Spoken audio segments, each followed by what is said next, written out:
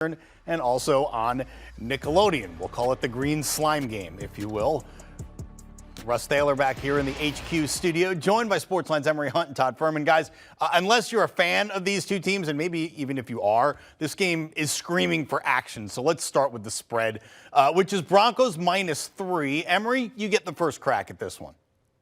Well, this one to me, Russ, is all about Russ Wilson and him coming back in this ball game, laying the 3 points. I trust Russell Wilson, despite his flaws, despite what we've seen this year out there on the field from him, over Baker Mayfield. I don't care how excited Baker Mayfield is, how many helmets he hit, but on the sideline, Russell Wilson is much better than Baker Mayfield. Plus, this Broncos defense versus Baker Mayfield is the stronger play. I'm laying these 3 with Denver.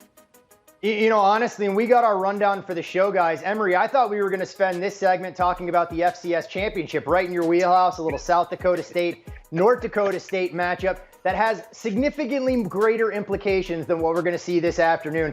And I give Emory a ton of credit for saying he trusts Russ Wilson. I trust something about the Broncos. It has nothing to do with this team offensively. It's their stop unit that I think is going to make life miserable for the better part of 4 quarters against the Rams offense that, other than about a 3-minute spurt with Baker Mayfield against the beleaguered Raiders, has been well below average. There are an absence of weapons for the Rams on the offensive side. Van Jefferson and Tutu Atwell are nice secondary or tertiary pieces, but they're not going to put the fear of God into anything that Denver does with their stop unit. Meanwhile, on the other side, I like the fact that Denver has shown more balance of late. They're running the football. It's opening up some opportunities to throw down the field. And Russell Wilson has Brett Rippon suddenly breathing down his neck at a discounted price tag.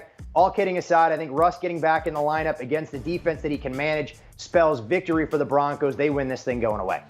All right, Todd, the total on this one is 36, which is low. Not as low as the Saints-Browns yesterday. That was 31.5 at kickoff. But conditions are going to be a little bit better in this game than they were in Cleveland. But we got the 2 lowest scoring teams in the league. Did the odds makers make it low enough for you, or is there still room on the under here? Yeah, I mean, if we have 40 below temperatures in LA, we got one hell of a storyline brewing here like we saw in the Saints and Browns. But Russ, when you mentioned the total here, I think the full game number is right where it needs to be because I have some questions about the Rams defense. Where I don't have questions is what the Broncos are going to do to completely stymie anything Los Angeles wants to do on the offensive side. On Monday night, they had a little bit of success running the football with Cam Akers, and while the Broncos haven't exactly been stout in the trenches there, this is a matchup where I think they can reap the benefits of an offensive line for the Rams that's down one of the key cogs in Brian Allen and has been an underachieving unit all season long. I'm going to look at the Rams team total under 16.5. Bet against Baker is a bet for humanity, and I think it continues here, knowing that they just don't have the weapons or the big play potential. So as long as the Broncos protect the football and don't create a short field or two, I think the Rams struggle to get to 17. Totally agree with you there, Todd. I like the under here as well. And again, it's low, but let's be honest. They're playing in LA, and I hope the network that is broadcasting this game can CGI some frigid weather in there to explain why this game is so low in scores. But you look at that Rams weakness, that offensive line. Right now, the receiving core, because of the guys that are out. You look at the strength of the Denver Broncos, their ability to apply pressure, not necessarily always get home, but also on the back end, they're able to cover and smother teams' best receivers. Now you put out there your best is 2s and 3s against their 1s, it's a wrap. Take the under. I feel like player props might be what get us through this one. So let's start with one for the Rams. Emory, what you got? Totally not biased here, but always go to the backfield, Russ. You want to look at Cam Akers, and this number has been consistent for him. I feel like the last 5 weeks we've been doing these shows, and it's always been at this number, 53.5 rushing yards. I like that total for him. He's going to get 17 carries, so he'll have more than enough time to get to this number, and I think he does cross this number. He's always good for 120-yard jaunt or something down the field, but as a total game number, I like this for him, so I'm definitely going over. Yeah, and I'm going to look at an under prop for the Rams, and it's going to be focusing on Baker Mayfield and his ability to stretch the field with the receiving core he has at his disposal. Emory talked about some of the 2s and 3s. The Rams have a viable number 1 running back in Cam Akers that they should lean on here. I'm going under 32.5 for Baker's longest completion of the game. He had a 32-yard connection against the Raiders. That's the longest that he's had so far as a member of the Rams. Even in his final 4 games playing for the Panthers, he didn't have a pass completion that went over 34 yards. It's a controlled passing game right now with a shaky offensive line. The weapons are limited, and unless there's a broken tackle or a tremendous run after the catch, I just don't see the average depth of target or air yards being there. I'm going to take Baker Mayfield's longest completion under 32.5 yards. All right, last one for the sandwich game today. It's a player prop for the Broncos. Todd, let's ride.